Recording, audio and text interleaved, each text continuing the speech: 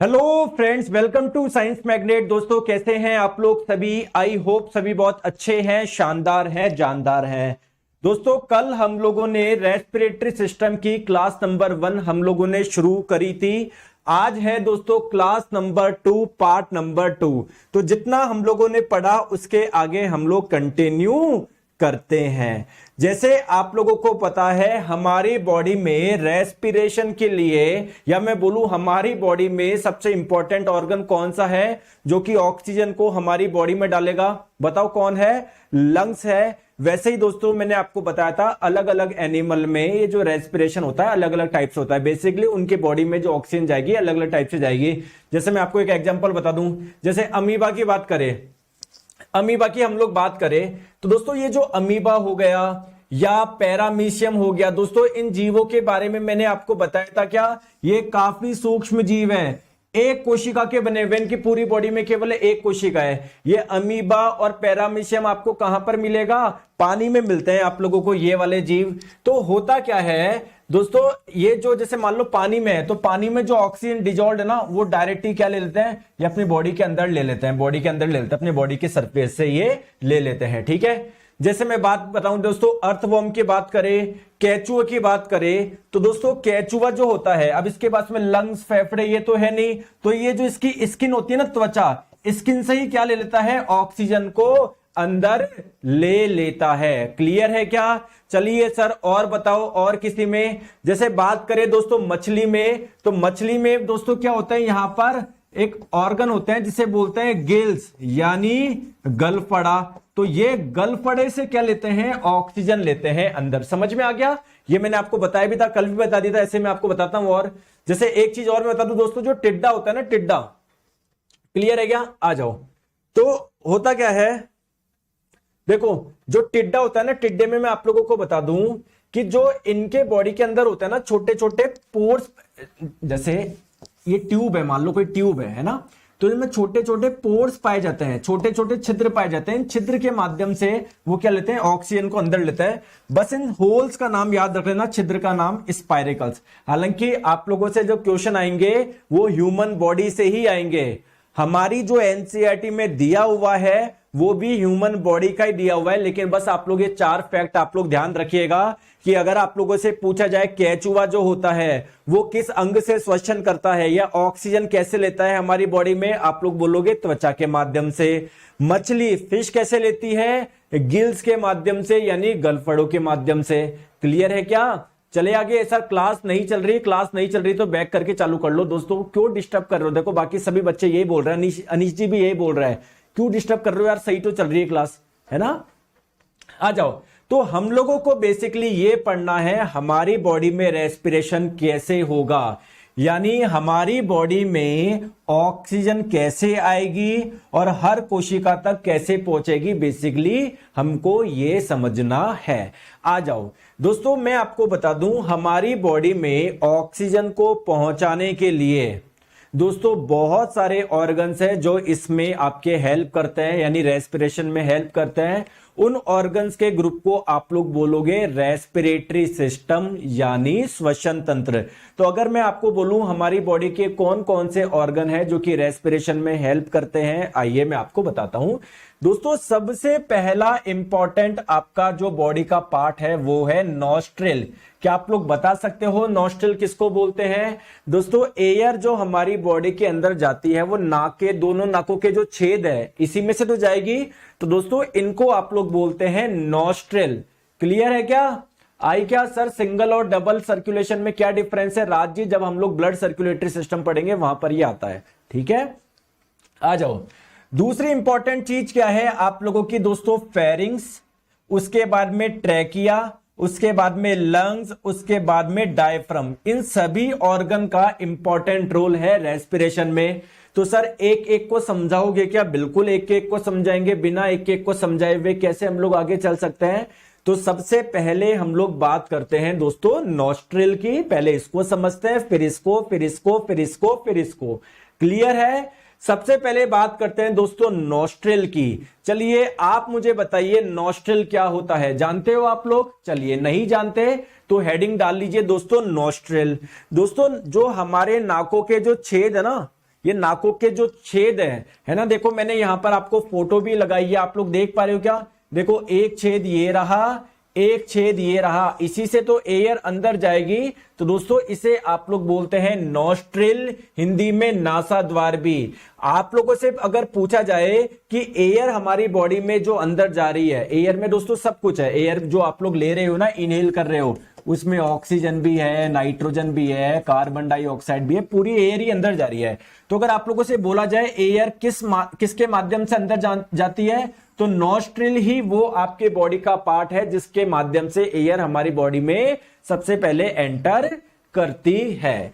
Clear है दोस्तों? अगर आप लोग इसको जूम करके देखोगे, देखो मैं आपको बताता हूं, अगर मेरे पास में जूम करने का ऑप्शन हुआ तो, यार यहां इसमें नहीं है, देखो नहीं, यह जूम का ऑप्शन, देखो थोड़ा सा कोशिश करता हूं मैं जूम करने का, इसको है ना थोड़ा सा और कोशिश करता हूं। अच्छा इतना सही हो रहा है क्या? देखिए दोस्तों यहां पर आप लोग देख पा रहे हो क्या, इसके अंदर थोड़े से हेयर नजर आ रहे हैं? अगर नहीं भी नजर आ रहे हैं दोस्तों, कॉमन सी बात है, आप लोगों को पता है कि जो हमारा ये होता है ना नॉस्ट्रिल, जिसे आप लोग, अरे यह बटेगा कैसे है ना, आ जाओ, है ना। जैसे आप लोगों को पता है कि सर ये जो नॉस्ट्रिल होता है, क्या उसके अंदर दोस्तों हेयर होते हैं क्या, ये कुछ बाल होते हैं क्या? दोस्तों ये हेयर हमारे लिए बहुत इंपॉर्टेंट है। ये हेयर क्या करते हैं, अगर इस एयर में कोई डस्ट पार्टिकल हुआ तो उसको अंदर जाने से रोकते हैं। एयर में अगर कोई डस्ट पार्टिकल हुआ उसको यही रोक लिया जाएगा। अब दोस्तों हम लोगों को लगता है कि ये जो बाल होते हैं ना केवल यहां पर नाक में होते हैं, नहीं दोस्तों, एयर हमारी अंदर भी तो होती हुई जाएगी, अंदर भी तो, भाई ऐसा तो है नहीं कि नाक में जाके रुक जाएगी, अल्टीमेटली एयर होते हुए नीचे जाएगी ना, आपके फेफड़ों तक जाएगी। तो ये जो पूरा का पैसेज है ना, ये जो रास्ता है, वहां पर भी आप लोगों को ये बाल नजर आएंगे।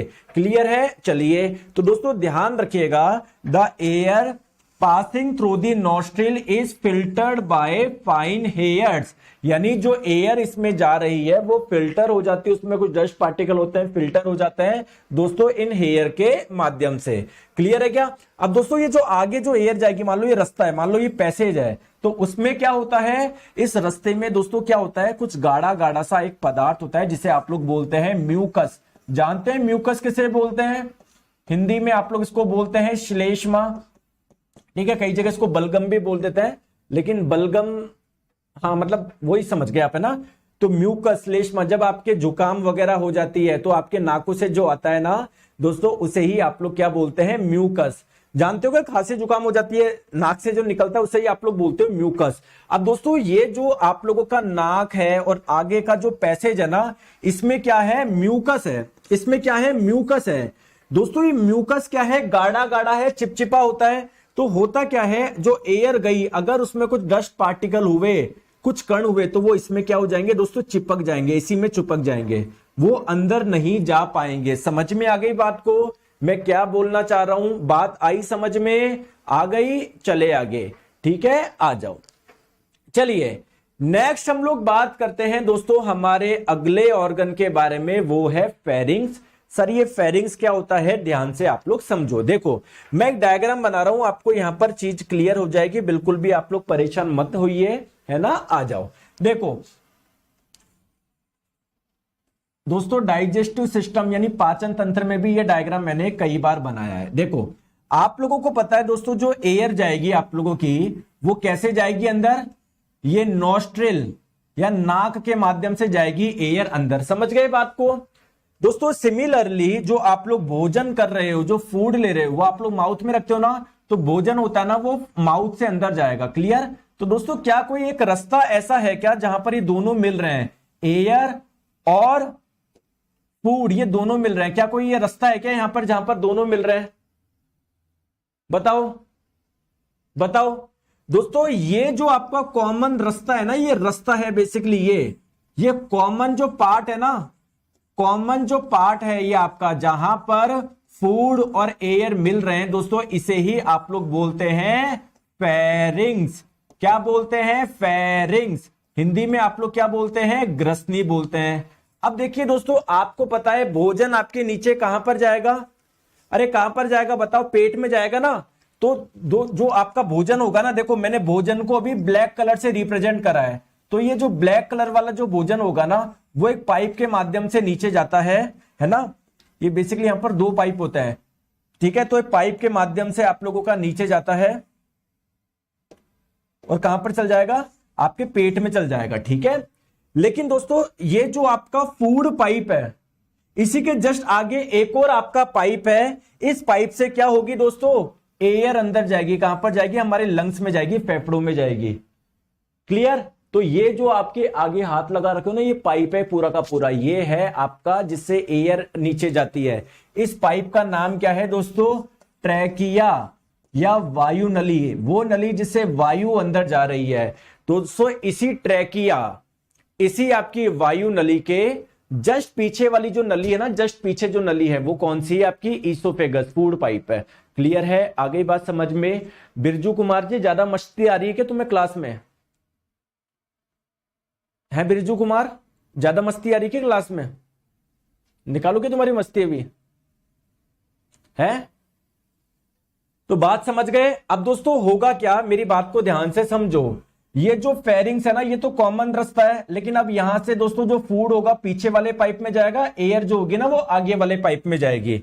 तो ध्यान से समझिएगा दोस्तों, फेरिंग्स यानी ग्रसनी बेसिकली क्या है? ये कॉमन पार्ट हो गया डाइजेस्टिव सिस्टम का और रेस्पिरेटरी सिस्टम का। कैसे? जो रेस्पिरेटरी सिस्टम मतलब जो एयर होगी वो और जो फूड होगा, दोनों जहां पर मिल रहे हैं उसे आप लोग क्या बोल रहे हैं? फेरिंग्स बोल रहे हैं। समझ में आ गई बात को? सर जैसे मुझे बताओ फेरिंग्स दिखेगा कैसे? दिखना क्या है, आप ये देखो, इस जगह कहीं पर होगा फेरिंग्स, जहां से आप लोगों का क्या हो रहा है? फूड भी आ रहा है और एयर भी आ रही है, इस जगह कहीं पर होगा। अगर आप लोग टॉप से देखोगे ना, मान लो किसी ने टंग के ऊपर, ठीक है, टंग के ऊपर किसी ने कैमरा लगा दिया, तो अंदर यहां पर होता है आप लोगों का, अंदर जाके आपको दिखेगा फेरिंग्स, क्योंकि यहां से भोजन जा रहा है, यहां से भोजन जा रहा है और ऊपर से नाक से क्या जा रही है? एयर। तो बेसिकली दोनों इस जगह आप लोग के मिलते हैं, ये होता है फेरिंग्स, ठीक है। आई होप आप लोगों को फेरिंग्स के बारे में थोड़ा सा समझ में आ गया होगा, ठीक है दोस्तों। अब हम लोग नेक्स्ट बात करते हैं हमारी ट्रैकिया की। देखो ट्रैकिया को समझने से पहले अब मैं एक अलग से एक डायग्राम बनाना पड़ेगा, जिसमें केवल और केवल मैं किसकी बात करूंगा दोस्तों? ट्रैकिया की बात करूंगा, है ना। जैसे अगर आप लोग सामने से फोटो लोगे तो ट्रैकिया कैसी नजर आएगी? ऐसे सीधी एक नली नजर आएगी, बोलो। ये मान लो ट्रैकिया है ना। अभी आप लोग जो फोटो ले रहे हो ना, सामने से ले रहे हो, मैं फ्रंट से, आपकी ट्रैकिया कैसी नजर आएगी? ऐसी नजर आएगी। और इस ट्रैकिया से जो एयर होगी अल्टीमेटली वो कहां पर जाएगी? आपके लंग्स में जाएगी, फेफड़ों में जाएगी। दोस्तों इससे जस्ट पहले मैंने आपको कैसा व्यू बनाया था? सॉरी, साइड व्यू बनाया था मैंने। दोस्तों आपको एक दिक्कत आ रही होगी, आपके मन में ये आ रहा होगा कि सर जो भोजन है अगर इस ट्रैकिया में चला जाए तो दोस्तों दिक्कत हो जाएगी, बहुत ज्यादा दिक्कत हो जाएगी। हो जाएगी या नहीं हो जाएगी? हो जाएगी ना भाई। ट्रैक फूड पीछे जाना चाहिए, एयर आगे आनी चाहिए। इस एयर यानी जो ट्रैकिया में जो एयर जा रही है, उस एयर की जगह गलती से फूड नहीं चल जाए, दिक्कत हो जाएगी दोस्तों। क्लियर है क्या? तो आप लोग ध्यान रखिएगा दोस्तों, जो हमारी ट्रैकिया है ना, इसके ऊपर एक वॉल्व लगा हुआ है, एक गेट लगा हुआ है ना। ये वॉल्व क्या करेगा? खुलता है, बंद होता है, ये हमेशा खुला रहेगा, क्योंकि आपकी अल्टीमेटली एयर तो हमेशा हमारी बॉडी के अंदर जाती रहती है। तो जब आप लोग खाना खाओगे ना, तो ये वॉल्व आपका बंद हो जाता है, जिससे खाना इसके अंदर नहीं जाए। दोस्तों इस वॉल्व का नाम क्या है? इस वॉल्व का नाम है एपिग्लॉटिस।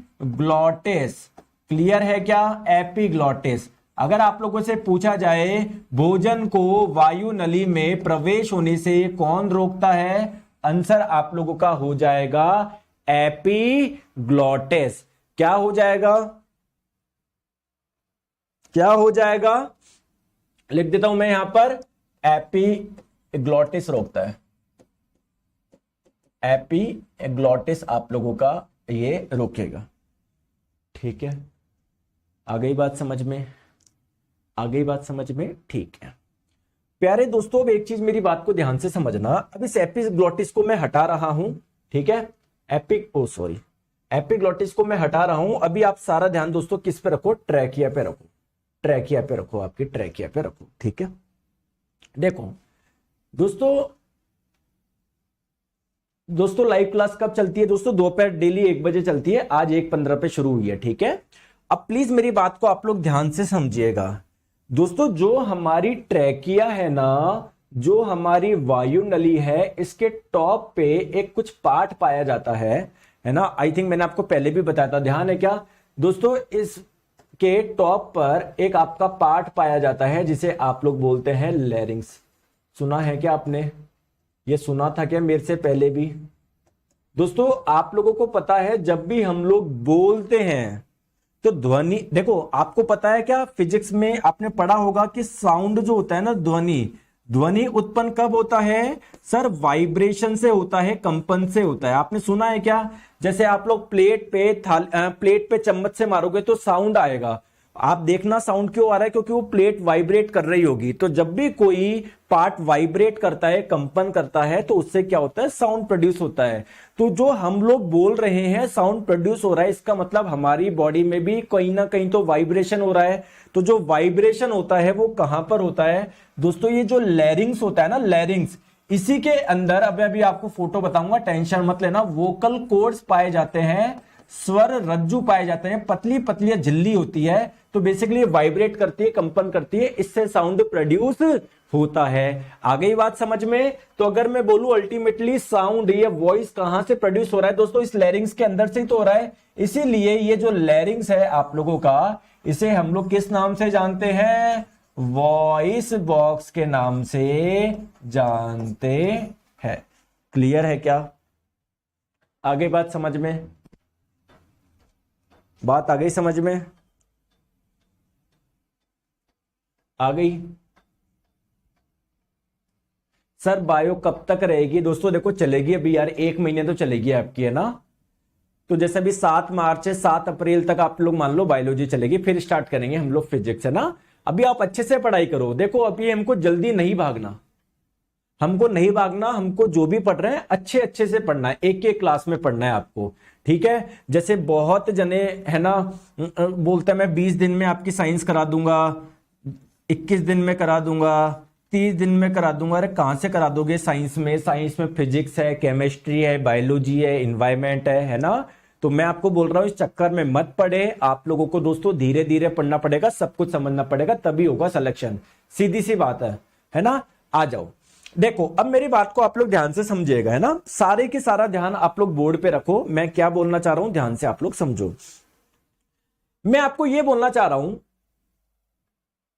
सर जी कल वीडियो लेट अपडेट हुई, हाँ ठीक है आ जाओ। मैं आपको क्या बोलना चाह रहा था, दिमाग से निकल गया। हाँ दोस्तों, ये जो लैरिंग्स होता है ना, ये जो पार्ट है ट्रैकिया का, जो टॉप पार्ट है, एक्चुअली में इसका साइज क्या होता है? मेल में, पुरुषों में होता है ज्यादा, और फीमेल में, महिलाओं में होता है कम। इसलिए आपने देखा होगा पुरुषों में यहां पर कुछ हाथ लगाओगे ना, कुछ निकला हुआ होता ही है, निकला हुआ होता है, देखना हाथ लगा के देखना। तो ये बेसिकली हमारा लैरिंग्स बड़ा है ना, इसलिए थोड़ा सा बाहर की ओर आपको दिख रहा है ये, ठीक है। इसे आप लोग बोलते हैं एडम एप्पल। आइए जो भी बातें मैंने बताई है एक एक चीज हम लोग लिखते हैं। पहले तो हम लोग बात करते हैं ट्रैकिया के बारे में। मैं आपको बता रहा हूं फिर से दोस्तों, क्या है ये हमारी ट्रैकिया है। अल्टीमेटली जो एयर अंदर जाएगी, लंग्स तक जाएगी, वो ट्रैकिया के माध्यम से ही जाएगी। दोस्तों मुझे एक चीज बताओ, अगर ट्रैकिया पिचक गई तो, ट्रैकिया पिचक गई तो क्या होगा दोस्तों? एयर अंदर, देखो ट्रैकिया मान लो, अगर आपकी ट्रैकिया जो है ना अगर ऐसी हो गई तो, ऐसे मान लो पिचक गई, कहीं से पिचक गई ऐसे, तो क्या होगा? क्या एयर अंदर जा पाएगी? क्या नहीं पाई जा पाएगी? ऑक्सीजन नहीं पहुंचेगी, हमारी डेथ हो जाएगी। तो आप लोग चाहते हो ना ट्रैकिया जो है वो आप लोगों की कोलैप्स नहीं हो जाए, चिपक नहीं जाए, है ना, वरना दिक्कत की बात हो जाएगी ना। बिल्कुल ठीक है। दूसरी बात करते हैं दोस्तों, कई बार ये भी हो सकता है कि यार एयर बहुत ज्यादा प्रेशर से आ जाए तो ट्रैकिया हमारी फट नहीं जाए, तब भी दिक्कत की बात है। तो दोस्तों इन सब चीज का सॉल्यूशन क्या है? हमारी ट्रैकिया के चारों ओर क्या पाई जाती है? ऐसी यू शेप की क्या पाई जाती है? कार्टिलेज पाई जाती है। हिंदी में आप लोग क्या बोलते हैं? कार्टिलेज। हिंदी में क्या बोलते हैं? उपास्थि। जैसे आपको पता है बोन होती है वैसे ही कार्टिलेज होती है। डिफरेंस यही है, कार्टिलेज काफी सॉफ्ट होती है। तो इसके चारों ओर क्या पाई जाती है? इसे सी शेप की है ना, सी बोल दो यू, ऐसे सी शेप की है ना, मतलब चारों ओर ऐसे वो होती है। ये क्या पाई जाती है? कार्टिलेज पाई जाती है। आइए मैं आपको फोटो दिखाता हूं। तो दोस्तों यहां पर अगर आप लोग फोटो में ध्यान से देखोगे तो अंदर स्किन कलर का कुछ नजर आ रहा है क्या? वो तो क्या है? ट्रैकिया है। और ट्रैकिया के चारों ओर ये सिल्वर कलर में जो आपको नजर आ रहा है वो क्या है? कार्टिलेज है। यहां तक डायग्राम समझ में आ गया क्या? ये क्या है? कार्टिलेज है, उपास्थि है। ये जो आपको सिल्वर कलर से आपको दिखाई दे रही है, जो जिसके ऊपर मैंने ब्लैक कलर कर दिया। और दोस्तों मैंने आपको बताया था ट्रैकिया का जो टॉप पार्ट है, ट्रैकिया के टॉप पे क्या है? ट्रैकिया के टॉप पे एक आप लोगों का पार्ट है जिसे आप लोग बेसिकली क्या बोल रहे हो सर? उसे आप लोग बोल रहे हो लैरिंग्स।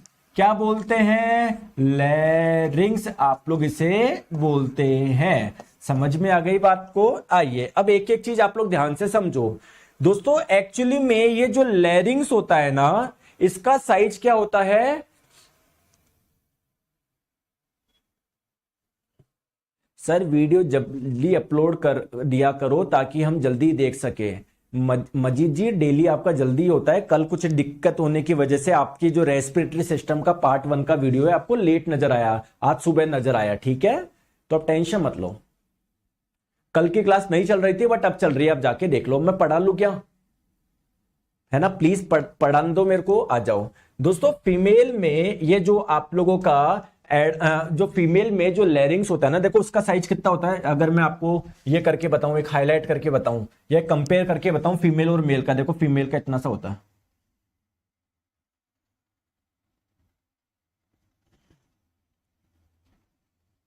इतना होता है फीमेल का। और इसके कंपेयर में अगर हम लोग बात करें मेल की, मेल की मेल की तो मेल का इतना बड़ा होता है, इतना बड़ा होता है ये मेल का। तो दोस्तों ये जो आप लोग देखते हो ना मेल में ये पाया जा रहा है, ये बेसिकली क्या है? मेल का लैरिंग्स थोड़ा सा बड़ा है, जिसकी वजह से दोस्तों ये आपको हाथ लगाओगे ना यहां से नजर आ जाएगा। सर फेफड़े के ऊपर पतली से झिल्ली लगते ना, उसका क्या नाम है? बताएगा क्या? बताएंगे?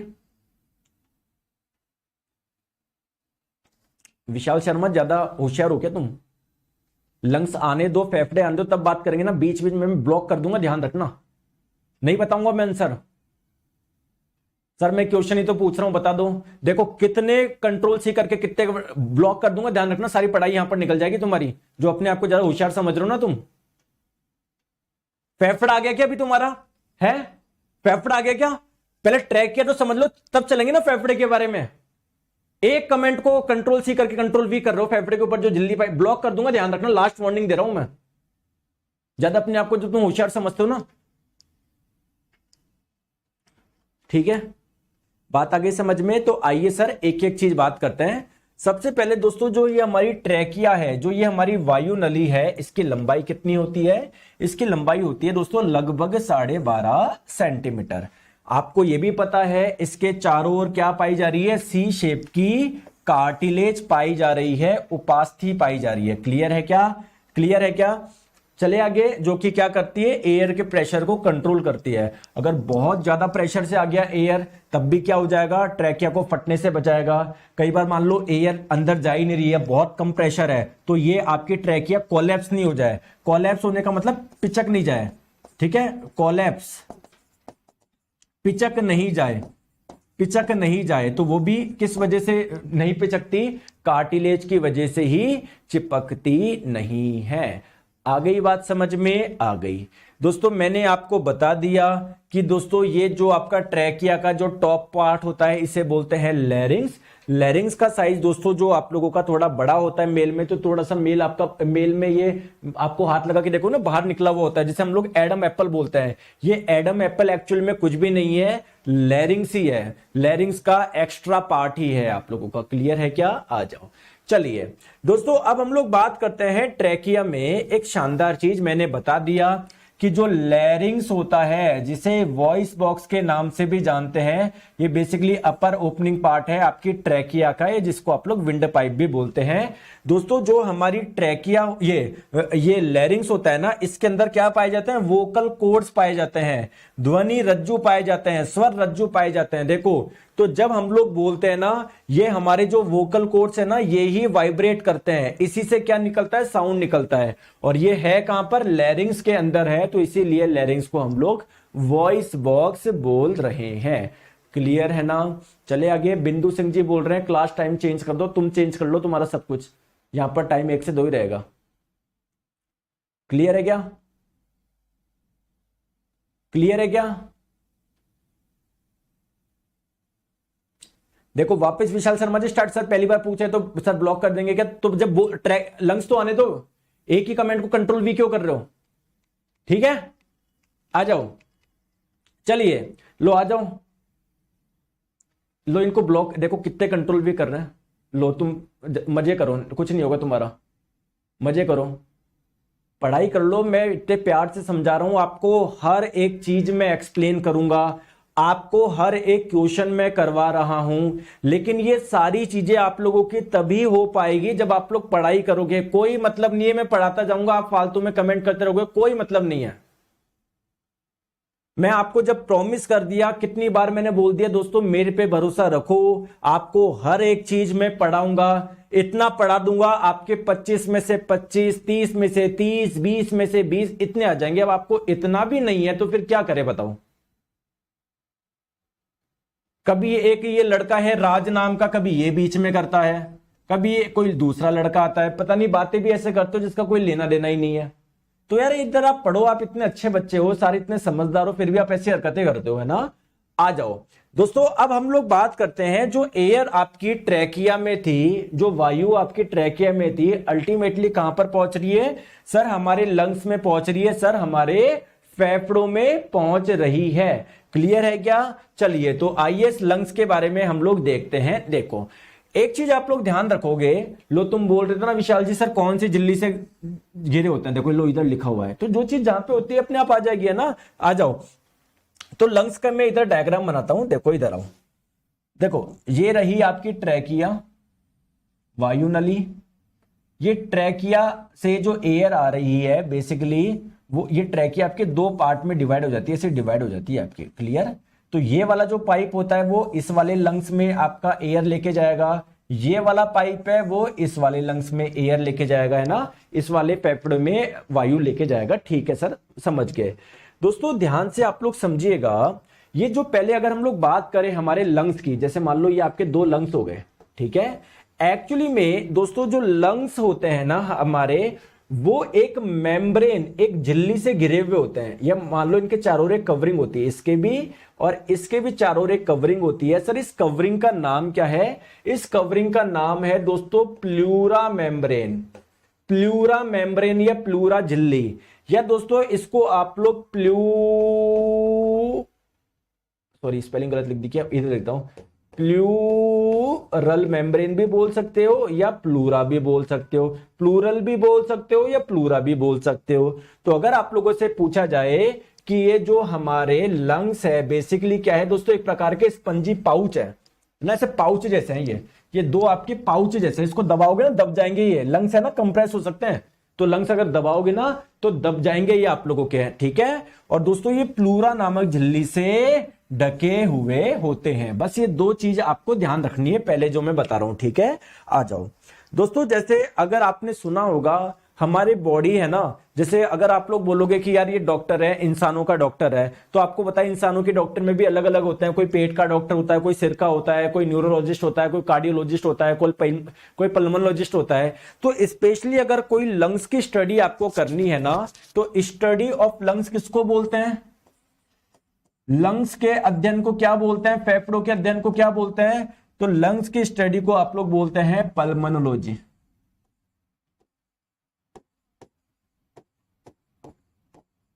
क्या बोलते हैं? पल्मोनोलॉजी। और जो लंग्स का जो स्पेशलिस्ट होगा उस डॉक्टर को आप लोग क्या बोलते हैं? पल्मोनोलॉजिस्ट बोलते हैं। अच्छा दोस्तों, एक चीज पूछू क्या मैं आपसे, एक चीज मैं आप लोगों से पूछू क्या? सर दिन में बहुत नींद आता है, क्या करे? बेटा आएगा, देखो यार सबको आता है, मेरे को भी आ रहा है, लेकिन देखो आपको क्या करना पड़ेगा, अपना कर्तव्य निभाना पड़ेगा। देखो तभी तो मजे की बात है, किसको नींद नहीं आती? सबको आती है, दिन में क्या रात में भी आती है। अच्छा मुझे एक चीज बताओ, एक चीज मैं आप लोगों से पूछूं क्या? अगर सही आंसर दोगे तो बताओ, सही आंसर दोगे तो बताओ। एक चीज पूछ रहा हूं, बहुत इंपॉर्टेंट है, और मुझे पूरी उम्मीद है कि आप लोग उसका सही जवाब देंगे। जो भी है दोस्तों, सही है गलत है। अच्छा, आप में से कितने व्यक्ति स्मोकिंग करते हैं? मुझे यस करके बोलो, अगर नहीं करते तो नो बोलो। एक चीज बताऊंगा, इससे संबंधित है ना, आपको सीखने को मिलेगी। बताओ कितने ऐसे बच्चे हैं जो स्मोकिंग करते हैं? वो यस लिखिए, अगर कोई नहीं करता है तो नो लिखिए। बताओ बताओ।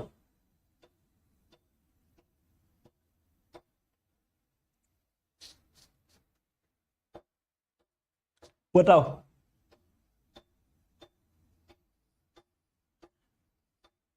यस या नो में जवाब दो बस।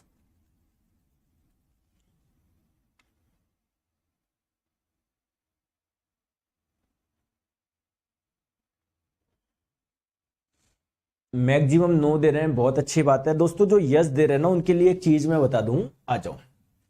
जैसे होगा क्या, ये जो आप लोगों के फेफड़े हैं, फेफड़े में जा रही है एयर, जा रही है अंदर एयर, अल्टीमेटली दो पाइप से कुछ इसमें चल जाएगी, कुछ इसमें जाएगी। दोस्तों ये जो दो पाइप है ना, ये आगे जाके और आपके बढ़ जाते हैं अलग अलग छोटे छोटे पाइपों में, है ना, अलग अलग छोटे छोटे पाइपों में, ठीक है। और इन छोटे छोटे पाइप के एंड में क्या लगे होती है? छोटे छोटे गुब्बारे लगे होते हैं, जिसे आप लोग बोलते हैं एल्वियोली, यानी वायुकुपिका। जैसे अगर मैं इस एक गुब्बारे को अगर मैं बड़ा करके बताऊं ना, ये एक गुब्बारे को मैंने बड़ा करके बताया, ये एक एल्वियोली, एक वायुकुपिका को मैंने बड़ा करके बताया, ऐसे दिखेगा है दोस्तों। इसके चारों ओर क्या होता है? ब्लड फ्लो करता रहता है, इसके चारों ओर ब्लड फ्लो करता रहता है। तो इसी एल्वियोली से, इसी वायुकुपिका से जो ऑक्सीजन होगी ना, वो आपके कहां पर जाएगी? ब्लड में जाएगी। तो दोस्तों जैसे जैसे ब्लड घूमेगा आपकी बॉडी की हर कोशिका तक, क्या पहुंच जाएगा? ऑक्सीजन पहुंच जाएगा। दोस्तों जो व्यक्ति सिगरेट पीते हैं ना, तो उनके क्या होता है, जो अंदर धुआं आ रहा है ना, वो इन एल्वियोली को खत्म कर देता है, डिस्ट्रॉय कर देता है। तो जब ये एल्वियोली खत्म हो जाएगी, तो आपके ब्लड में ऑक्सीजन घोलने वाला कोई नहीं बचेगा।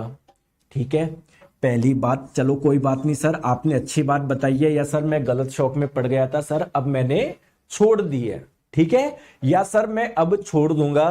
तो दोस्तों ये एल्वियोली जो है, दुर्भाग्यवश बात यह है कि अब आप चाहे सिगरेट छोड़ लो, जो एल्वियोली आपकी खराब हो गई है वो रिकवर नहीं होगी, वो खराब होगी ही होगी। आप मुझे एक चीज बता दो, जैसे अगर आपकी फैमिली में कोई बड़ा व्यक्ति, जैसे कोई दादाजी वगैरह, अगर कोई मान लो, या कोई को भी आप देख लेना कि जिसने यार सिगरेट पी थी, बीड़ी पी थी, आज छोड़े हुए दोस्तों 10 साल हो गए, 15 साल हो गए, कोई मतलब नहीं है दोस्तों, उनको सांस की तकलीफ रहेगी ही रहेगी बुढ़ापे में। कितना भी छोड़े हुए 20 साल हो गए, 25 साल हो गए, 30 साल हो गए। मैं खुद का एक एग्जांपल बता दूं, हमारे फैमिली में मेरे ताऊजी थे जो बीड़ी पीते थे, है ना। आज मैं हो गया 28 साल का, उनको लगभग है ना 23 से 24 साल हो गए छोड़े हुए, और दोस्तों उनको तकलीफ रहती है, आज भी सीढ़ी में दिक्कत आती है। जबकि मेरे पिताजी कुछ नहीं, मेरे पिताजी आराम से चलते हैं, उनको कोई दिक्कत नहीं आती। ठीक है, समझ पा रहे हो? तो दोस्तों इसको बिल्कुल छोड़ दे, जो आपने करा है उसका तो भुगतना पड़ेगा ही पड़ेगा। अगर आपने और करा तो और दिक्कत आएगी, आप देख लो। समझ रहे हो यार? आप है ना कोरोना में परेशान हो रहे थे, सर मुझे सांस नहीं आ रही है, तो भैया सांस तुम तो पहले जुगाड़ कर रहे हो, सांस नहीं आने का, एयर ऑक्सीजन नहीं पहुंचने का पूरी बॉडी में, तो क्यों कर रहे हो ये कार्य? ठीक है, आ गई बात समझ में? आ गई। अब एक चीज आप लोग ध्यान रखिएगा, एक इस वाले डायग्राम को ध्यान से देखो दोस्तों। ये जो डायग्राम है आपका, इसमें क्या हुआ, ये रही आपकी ट्रैकिया। अगर आप लोग ध्यान से देखोगे, ये जो ट्रैकिया थी आपकी, क्या ये दो पार्ट में ब्रेक हो गई क्या, या दो पार्ट में जा रही है क्या? देखो ये जो ट्रैकिया थी, एक ये रही, एक ये रहा, दो पार्ट में जा रहा है क्या? तो दोस्तों आप लोग ध्यान रखेंगे, जो ट्रैकिया है ना, ये आप लोगों की दो पार्ट में विभाजित हो जाती है। इन दो पाइपों को क्या बोलते हैं? इन दो पाइपों को क्या बोलते हैं सर? इन पाइपों को बोलते हैं ब्रोंकाई या ब्रोंकस, है ना। क्या बोलते हैं इन पाइप को? इन पाइप को बोलते हैं ब्रोंकाई या ब्रोंकस। और फिर ये आगे पाइप आगे छोटे छोटे और पाइप में डिवाइड, इन छोटे छोटे पाइपों को क्या बोलते हैं? ब्रोंकियोल बोलते हैं, ब्रोंकियोल बोलते हैं। ठीक है, और इन छोटे छोटे पाइप के एंड में फिर आपको ये छोटे छोटे गुब्बारे नजर आएंगे आपको। ठीक है, मैं और आपको डायग्राम दिखाता हूं, टेंशन मत लो। देखो सबसे पहले तो बात करते हैं ब्रोंकाई किसको बोल रहे हैं? जो हमारी ट्रैकिया है ना, जो ट्रैकिया दो पार्ट में डिवाइड हो रही है, जो दो पार्ट में डिवाइड हो रही है, उसे आप लोग क्या बोलोगे? ब्रोंकाई बोलोगे, या आप लोग क्या बोलोगे? ब्रोंकस आप लोग बोलोगे। क्लियर है, समझ में आ गई?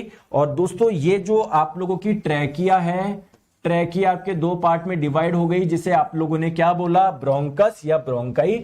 आगे दोस्तों ये जो ब्रोंकस है ना, ये आपका अलग अलग आपका उसमें डिवाइड होता है, अलग अलग पाइप में और डिवाइड होता है, जिसे आप लोग बोलते हैं ब्रोंकियोल्स। और दोस्तों इसके एंड में बहुत छोटे छोटी आप लोगों के गुब्बारे लगे होते हैं, जिसे आप लोग बोलते हैं एल्वियोली।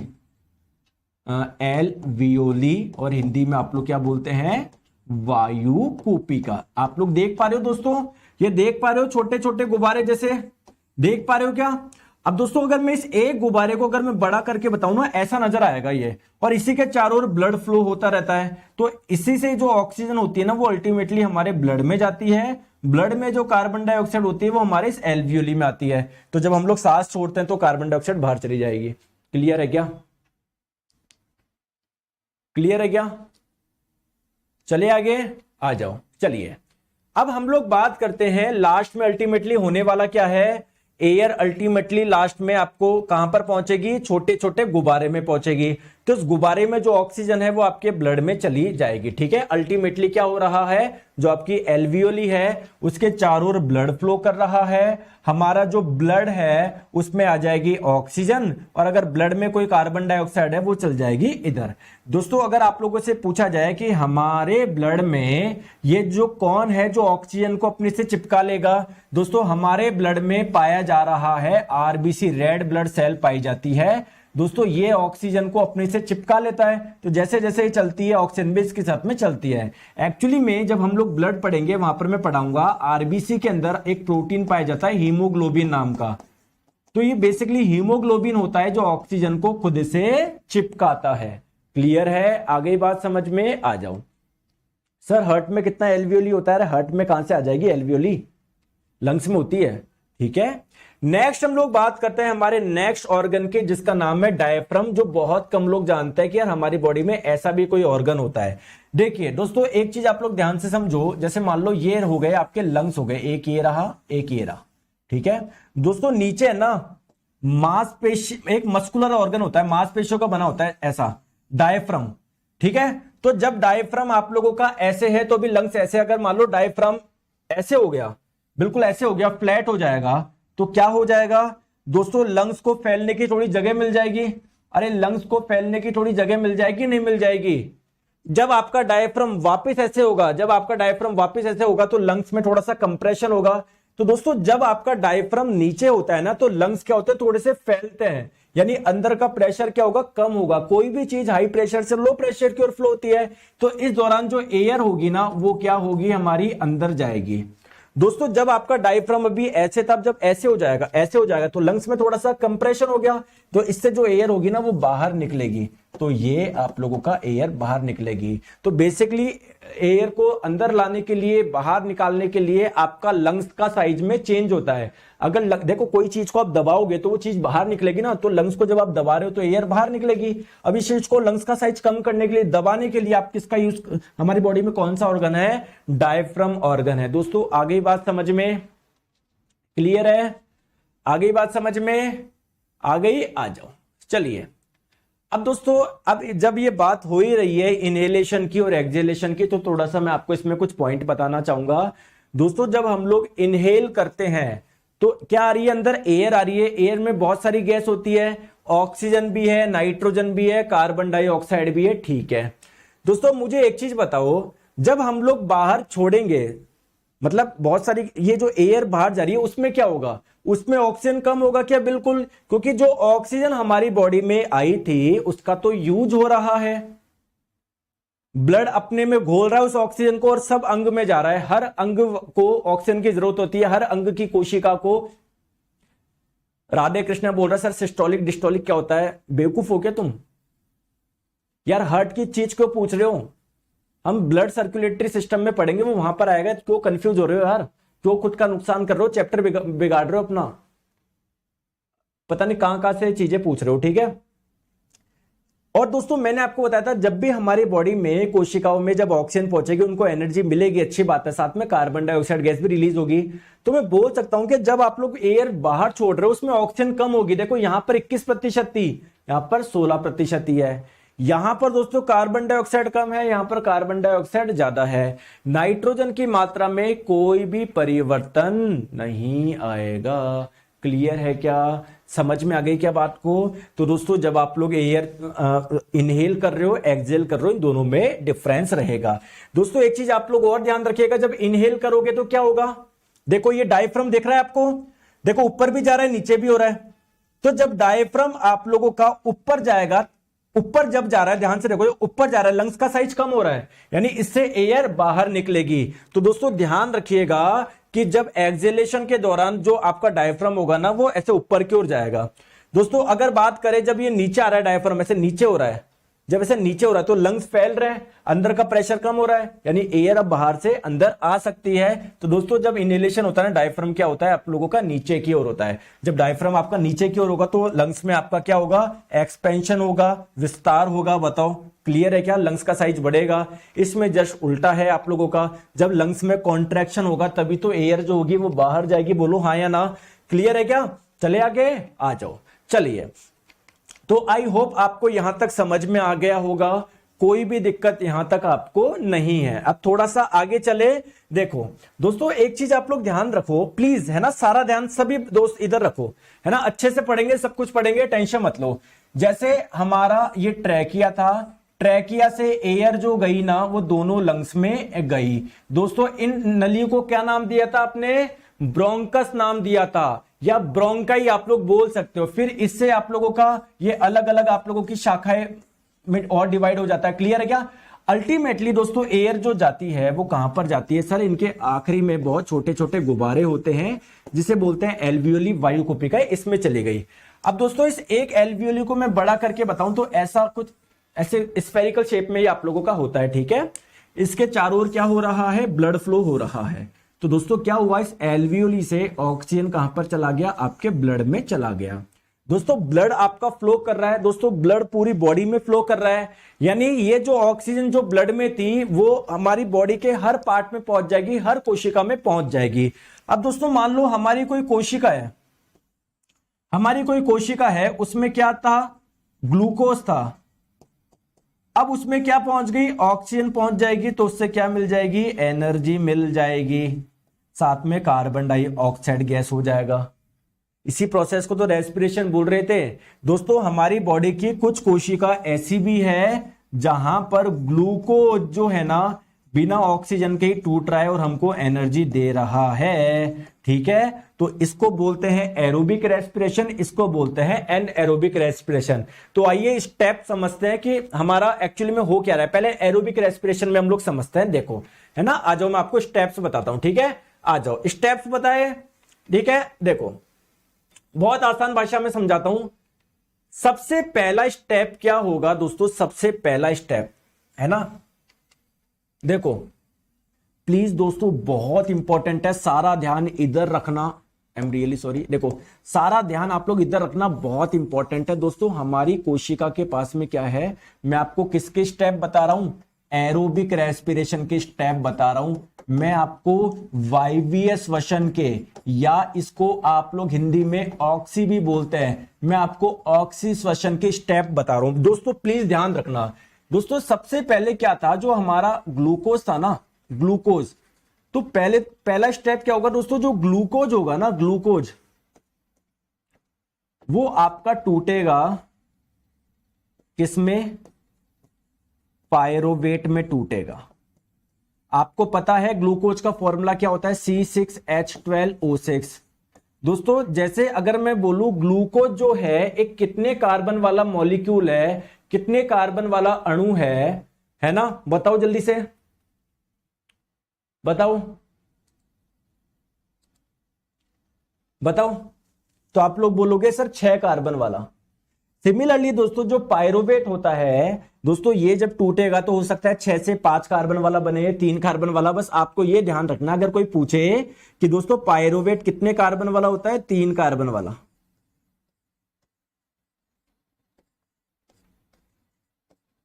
इतना सा याद रह जाएगा।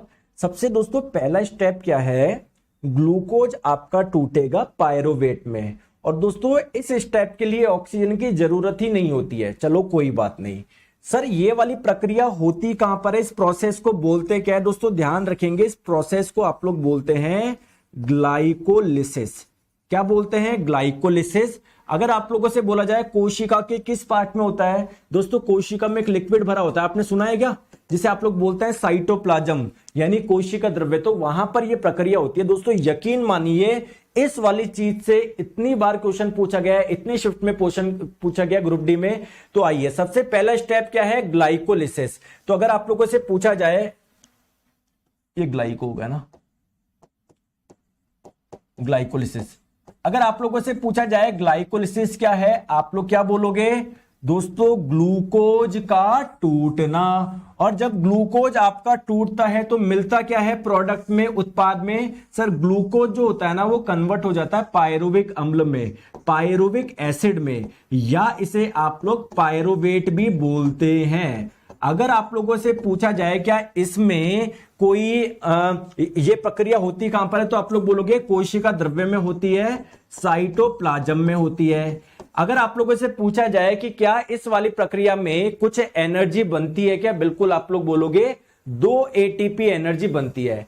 एक्चुअली में दोस्तों एनर्जी जो टोटल बनती है वो 4 एटीपी बनती है, लेकिन 2 एटीपी कंज्यूम हो जाती है। जैसे मान लो आप मार्केट से क्या लेकर आए, आलू लेकर आए, 100 रुपए के आलू लेकर आए, 150 रुपए में आपने बेच दिए। तो मैं बोलूं फायदा कितने का हुआ, 150 का थोड़ी हुआ, 100 रुपए तो आपका उसमें लग गया ना, आपके माल के तो देने पड़ेंगे। तो नेट प्रॉफिट कितने का हुआ, 50 का हुआ। तो बस आप तो ये ध्यान रखिएगा जो कितना एटीपी एनर्जी बनी, 2 एटीपी एनर्जी आप लोगों की बनी। क्लियर है क्या, चले आगे। और दोस्तों ये आपका क्या है, एनएरोबिक रेस्पिरेशन का मतलब क्या है, मतलब आप इसको गलत मत लेना। एनएरोबिक रेस्पिरेशन का मतलब है दोस्तों इस स्टेप में, इस प्रक्रिया में ऑक्सीजन नहीं चाहिए, इस प्रक्रिया में ऑक्सीजन नहीं चाहिए। क्लियर है क्या दोस्तों। दूसरा स्टेप, और दोस्तों ये जो ग्लाइकोलिसिस है ना, इसको हम लोग ईएमपी पाथवे के नाम से भी जानते हैं, क्योंकि दोस्तों ऐसा कुछ होता है हमारी कोशिका में। ये बात किसने बताई थी, 3 व्यक्ति ने बताई थी, एम्बेडेन, मैरूफ, पेरेनस ने। इसलिए हम लोग इस प्रोसेस को ईएमपी पाथवे के नाम से भी जानते हैं। क्लियर है क्या, आ जाओ। चलिए नेक्स्ट स्टेप है दोस्तों क्रेब्स साइकिल। दोस्तों आगे के स्टेप नहीं समझने, बस मैंने आपको बता दिया क्रेब्स साइकिल। इसमें होगा क्या, जो आप लोगों का पायरुवेट बनाना, उसमें ऑक्सीजन जुड़ जाएगी और क्या बनेंगे, कुछ आयंस बनेंगे। ठीक है, इसमें भी कुछ एनर्जी बनती है, कितनी, 2 एटीपी। बस आप तो ये ध्यान रखिएगा, बस पहला स्टेप है जो कि कहां पर होता है, कोशिका के साइटोप्लाज्म में होता है। बाकी के जो भी स्टेप्स होंगे ना, कोशिका के अंदर होता है माइटोकॉन्ड्रिया, वहां पर ये स्टेप होंगे। दोस्तों तीसरा स्टेप क्या है, जो ये आयंस बने थे ना, ये जो आयंस बने थे, ठीक है, तो आयंस में और ऑक्सीजन जुड़ जाती है, जिससे एनर्जी आपको मिल जाती है। तो कुल मिला के मेरी बात आप लोग ध्यान से समझो, मैं क्या बोलना चाह रहा हूं। हमारी जो कोशिका है ना, कोशिका के अंदर एरोबिक रेस्पिरेशन के स्टेप क्या है, पहला तो क्या है, ग्लाइकोलिसिस कहां पर हो रहा है, साइटोप्लाज्म में हो रहा है, कोशिका द्रव्य में हो रहा है। इसमें क्या हुआ, ग्लूकोज आपका टूट गया पायरुविक एसिड में। बाकी के जो स्टेप है उसका आपको मत ध्यान रखो, बस आप तो ये ध्यान रखो बाकी के स्टेप कहां पर होंगे, माइटोकॉन्ड्रिया में होंगे। अगर इस पूरे एरोबिक रेस्पिरेशन की अगर हम लोग बात करें, वायवीय श्वसन की अगर हम लोग बात करें, ठीक है, तो ये कहां पर हो रही है प्रक्रिया, पहला स्टेप तो हो रहा है साइटोप्लाज्म कोशिका द्रव्य में, बाकी के 2 स्टेप हो रहे हैं माइटोकॉन्ड्रिया में। सर मैं क्या पढ़ूं क्या नहीं, दोस्तों कुछ मत पढ़ो, आप तो बस ये टेबल पढ़ लो। इस टेबल से आपको मैं और शॉर्ट में बताता हूं। आपको पिछले की 3 स्लाइड नहीं आई समझ में, मत समझो। क्या आप लोग ये टेबल पढ़ लोगे, क्या समझ लोगे क्या? अगर आपने ये टेबल समझ ली तो यही आपका पूरा क्लियर हो जाएगा। ठीक है, आ जाओ। देखो दोस्तों, मैं आपको बता रहा हूं रेस्पिरेशन के स्टेप्स, यहां पर लिख लो रेस्पिरेशन स्टेप्स मैं आपको बता रहा हूं। सबसे पहला स्टेप क्या है, देखो मेरी बात को ध्यान से समझो, प्यार से समझो, कोई बात नहीं दोस्तों। सबसे पहला क्या होगा, ग्लूकोज जो कि एक 6 कार्बन वाला अणु है, ये टूट जाएगा दोस्तों पायरोवेट में। ये इसको पायरोविक एसिड भी बोल सकते हो दोस्तों। इसमें क्या आपको कुछ एनर्जी मिलेगी क्या? यस सर, इसमें कुछ एनर्जी मिलेगी। और ये प्रक्रिया कहां पर होगी? साइटोप्लाज्म में होगी, कोशिका द्रव्य में होगी। यहां तक कोई डाउट है क्या? यस बोल दो बस, यहां तक तो कोई दिक्कत नहीं है ना।